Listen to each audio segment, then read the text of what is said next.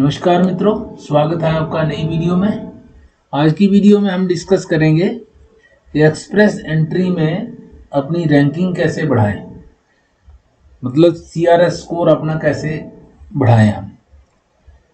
तो आइए सीआरएस के बारे में बात करते हैं। वीडियो में एंटर करने से पहले जिन्होंने सब्सक्राइब नहीं किया है वो चैनल को सब्सक्राइब कर लें और बेल आइकन दबा दें, जिससे उनको आने वाली वीडियो की नोटिफिकेशन टाइम से मिल जाए। तो आइए आगे बढ़ते हैं। तो आप सबको पता ही है कि एक्सप्रेस एंट्री में सीआरएस स्कोर के अकॉर्डिंग आपकी सिलेक्शन होती है। तो इसमें टोटल जो है 1200 पॉइंट्स का ये सिस्टम है। तो इसमें अलग अलग 4 टाइप के स्कोर्स रखे हुए हैं, 4 टाइप के स्कोर्स हैं, जो कुल मिला के 1200 स्कोर बनता है 1200। सबसे पहला था कोर ह्यूमन कैपिटल फैक्टर्स। उसमें एज, एजुकेशन, ऑफिशियल लैंग्वेजेस और वर्क एक्सपीरियंस के अकॉर्डिंग आपका टोटल जो है स्कोर काउंट होता है। उसके बाद स्पाउस फैक्टर्स है। जो लोग मैरिड हैं और स्पाउस को भी साथ में लेके जाना चाहते हैं तो उनके लिए ये लागू होता है। तो स्पाउस का level of education, first official language, Canadian work experience अगर उसका है, उसका कोई सब सिबलिंग वगैरह अगर रहता है कनाडा में, वो सारे फैक्टर्स वहाँ काउंट किए जाएंगे। उसके बाद अगला स्टेप है स्किल ट्रांसफरेबिलिटी फैक्टर्स। तो इसमें है एजुकेशन, इसमें भी एजुकेशन के ऊपर पॉइंट्स होंगे, ऑफिशियल लैंग्वेज के होंगे, कैनेडियन वर्क एक्सपीरियंस के होंगे। इसमें मैक्सिमम 50 पॉइंट्स हैं। कैनेडियन अपना फॉरेन वर्क एक्सपीरियंस है किसी का, अगर दूसरे देश में कोई एक्सपीरियंस है तो इसके ऊपर भी 50 पॉइंट्स आपको टोटल मिल सकते हैं। इसमें अगर किसी के पास ट्रेड का सर्टिफिकेट ऑफ क्वालिफिकेशन है तो ये सारा कुछ इसमें काउंट होता है। इसके बाद है चौथा एडिशनल पॉइंट्स, जो कि 600 पॉइंट्स हैं। इसमें ये फैक्टर्स आते हैं। प्रोविंशियल नॉमिनेशन है, अगर पीएनपी है, जॉब ऑफर है, कनाडा में स्टडी की है उसके पॉइंट्स हैं, सिविलिंग कोई कनाडा में है उसके हैं, फ्रेंच लैंग्वेज के अगर कोई स्किल्स हैं वो भी इसमें काउंट होंगे। तो ये सब सारे फैक्टर्स काउंट करके टोटल 1200 पॉइंट्स बनाते हैं। तो ये सारी इसी तरह से, ये एक बार फिर से एक्सप्लेन कर देते हैं। टोटल पॉइंट्स 1200 हैं, पीएनपी के 600 हैं, जॉब ऑफर बैक्ड बाय लीमिया वगैरह इसके 200, दूसरे जॉब्स कोई हैं सीनियर ऑफिसर्स वाले उसमें 200 हैं, ये ओ कैटेगरी वाले हैं। और ओ ए एंड बी कैटेगरी वाले पुराने नाग कोड की बात कर रहा हूँ, अब तो ये चेंज हो जाएगा, तो उनको 50 पॉइंट्स मिलते हैं। ऐसे ही एजुकेशन में 3 इयर्स की अगर डिग्री है, बैचलर डिग्री है 30 पॉइंट्स है, 2 ईयर डिप्लोमा है 15 पॉइंट्स है, अदर स्किल्स वर्क एक्सपीरियंस इसके भी 500 पॉइंट्स बनते हैं। ट्रांसफरेबल स्किल्स एंड कॉम्बिनेशन से 100 पॉइंट्स, सिबलिंग्स इन कनाडा के 15 पॉइंट्स। ये थी एक ब्रेकअप सारे पॉइंट्स की कितने हैं। कोर ह्यूमन कैपिटल में सबसे पहले अगर देखें तो एज के आते हैं 110 पॉइंट्स, फिर वर्क एक्सपीरियंस के 80 पॉइंट्स हैं, स्किल ट्रांसफरेबिलिटी के 100 पॉइंट्स हैं, जो कि हमने ऊपर डिस्कस किया है। एज में जो 20 to 29 ईयर्स का जो स्पैन है एज का, उसमें मैक्सिमम पॉइंट्स है 110। अगर इसके पहले भी कम है और इसके बाद भी फिर कम होते जाते हैं, और 45 के बाद 0 हो जाता है। इसी तरह एजुकेशन की बात करेंगे, जिसने अगर 1 ईयर पोस्ट सेकेंडरी कोई क्वालिफिकेशन है तो उसको 90 पॉइंट्स हैं। 2 ईयर पोस्ट सेकेंडरी प्रोग्राम अगर किसी ने किया हुआ है तो उसको 98 पॉइंट्स हैं। तो बैचलर डिग्री है तो 120 पॉइंट्स हैं। और अगर सेकंड डिग्री भी है, पोस्ट सेकेंडरी अगर कोई सेकंड एजुकेशन है, मतलब सेकंड डिग्री भी कुछ है, तो 128, या कोई सेकंड डिप्लोमा है, कुछ भी है, तो उसको फिर 128 पॉइंट्स, मतलब उसके 8 पॉइंट्स और मिल जाएंगे। मास्टर्स है तो 135, अगर पीएचडी है तो 150।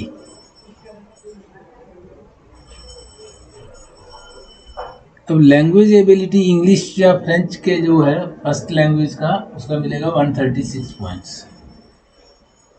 तो इसमें जैसा कि आपको आइल्स वगैरह का पता ही है कि 4 टाइप्स के हैं, तो एक में 34 मैक्सिमम पॉइंट्स है, तो चारों को मिला के 136 पॉइंट्स होते हैं। फिर वो इसको डिवाइड किया गया है CLB 1 अपना 4, 5, 6, 7, 8, 9, 10 के ऊपर कितने हैं, तो CLB 10 और हायर पे मैक्सिमम 34 पॉइंट्स आपको मिल सकते हैं। अब इसी तरह अगर सेकंड लैंग्वेज किसी ने फ्रेंच पहले की है तो उसको 136 होगा। फिर कोई फ्रेंच पहले नंबर पे लेना चाहता है और सेकंड लैंग्वेज इंग्लिश लेना चाहता है तो सेकंड लैंग्वेज के 24 पॉइंट्स हैं मैक्सिमम। तो इसी तरह जिन्होंने आइल्स पहले नंबर पे लिया हुआ है और फ्रेंच दूसरे नंबर पे लेना चाहते हैं तो वो 24 पॉइंट्स और इसमें ले सकते हैं।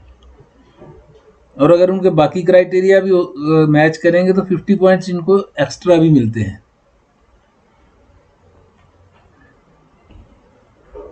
तो ये इसमें maximum 6 points for 1 category, highest 6 points मिलते हैं। बाकी डिपेंड करता है CLB 9 में है, 7 में है, 8 में, और अगर 4 और लोअर है तो 0 है, 5 और 6 है तो 1 मिलेगा, और 7 और 8 है तो 3 पॉइंट्स मिलेंगे, और 9 एंड हायर है तो 6 पॉइंट्स मिलेंगे।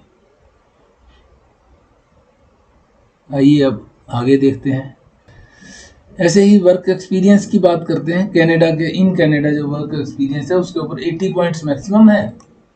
लेस देन 1 ईयर में 0 पॉइंट है, 1 ईयर का है तो 40, 2 ईयर्स का है तो 53, 3 ईयर्स का 64, 4 ईयर्स का 72, 5 ईयर्स का 80 पॉइंट्स मैक्सिमम। इसमें 80 पॉइंट्स आपको मिल सकते हैं। ऐसे आगे आइए, स्किल ट्रांसफरेबिलिटी फैक्टर्स जो हैं उसमें मैक्सिमम आपको 100 पॉइंट मिलते हैं। ये हमने पीछे ही डिस्कस कर दिया है, मगर इस पे भी education, Canadian work experience, education, language ability, ये सारी चीज़ें मिला के इसके ऊपर पॉइंट्स बढ़ाए जाते हैं। तो एक हम हाइपोथेटिकल बना लेते हैं। एक आदमी है, उसकी एज, उसमें एज के अगर उसके 110 पॉइंट्स हैं, एजुकेशन उसने अगर बैचलर्स डिग्री की है, 29 से नीचे अगर होगा तो 110 पॉइंट्स उसको मिल जाएंगे। और अगर लेवल ऑफ एजुकेशन सपोज उसकी बैचलर डिग्री है तो 120। ये हमने हाइपोथेटिकल एक बनाई है। ऑफिशियल लैंग्वेज जो है इंग्लिश में उसको 133 आइल्स के उसको मिले और 12 पॉइंट्स उसको फ्रेंच के मिल गए, टोटल उसके हो गए 145। कैनेडियन वर्क एक्सपीरियंस 1 साल का उसका है तो 40 पॉइंट्स उसको मिलेंगे, और टोटल ये बन जाएगा उसका 415 core human capital factors. Spouse अगर अनमैरिड है तो यहाँ कोई पॉइंट्स नहीं होगा, हम अनमैरिड की एग्जांपल ले लेते हैं। ऐसे ही एजुकेशन का मैक्सिमम 50 पॉइंट्स, यहाँ स्किल ट्रांसफरेबिलिटी फैक्टर्स थे तो एजुकेशन का 50 पॉइंट्स था, जिसमें official language proficiency and education इसके उसके बनेंगे उसकी एजुकेशन के हिसाब से और आइल्स के हिसाब से 25 पॉइंट्स मिलेंगे उसको। और अगर इसका एक्सपीरियंस 1 ईयर का था, अगर 2 साल का होगा तो इसको यहाँ पे 50 पॉइंट्स मिलेंगे। ऐसे ही वर्क एक्सपीरियंस एंड एजुकेशन में इसको 13 पॉइंट्स मिलेंगे। अगर इसका एक्सपीरियंस ज़्यादा होगा तो यहाँ पे पॉइंट्स और बढ़ जाएंगे इसके। तो यहाँ इसका सब टोटल जो है 38 हो रहा है। ऐसे ही फॉरेन वर्क एक्सपीरियंस अगर किसी का हो तो उसको मैक्सिमम 50 पॉइंट्स मिल जाते हैं, वो भी और क्लब किया जाता है ऑफिशियल लैंग्वेज प्रोफिशिएंसी के साथ। अब मैं ज़्यादा डिटेल में यहाँ नहीं जा सकता क्योंकि वीडियो बहुत लंबी हो जाती है, तो आज इसको नटशेल में ही आपको ये सारी बातें समझा रहा हूँ। तो ये सारे पॉइंट्स जो हैं वो बनते हैं। अगर किसी के पास ट्रेड क्वालिफिकेशन है कोई, जैसे प्लम्बर का, इलेक्ट्रीशियन का, कोई भी ट्रेड्स का, अगर उसके पास डिप्लोमा सर्टिफिकेट जो भी है अगर वो भी है तो वो भी यहाँ पे ऐड हो जाएगा, उसके भी पॉइंट्स यहाँ पे बन जाएंगे। तो टोटल उसके सब जो इस सब मिला के यहाँ पे टोटल शो हो जाएगा। इस कैंडिडेट के 38 बन रहे थे, additional points to a maximum of 600 points.